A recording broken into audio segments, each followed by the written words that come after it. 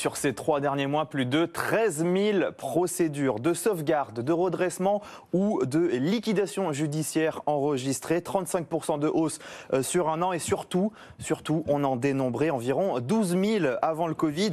Un nouveau seuil a donc été franchi. Conséquence directe, le nombre de salariés directement impactés, le nombre de salariés directement menacés d'un licenciement explose. Plus de 55 000 emplois pourraient disparaître, un niveau qui n'avait pas été atteint depuis près de 10 ans. Dans le détail, les défaillances de PME et d'ETI augmentent de 55% sur un an. Mais ce qui frappe surtout, c'est le nombre de procédures qui portent sur des TPE. 12 000 défaillances, 9 procédures sur 10 concernent donc les très petites entreprises. À noter toutefois que cette étude exclut les auto-entreprises de son enquête, à l'inverse de la Banque de France qui rapportait la semaine dernière que cette catégorie, elle, reste en dessous pour l'instant des niveaux d'avant-crise.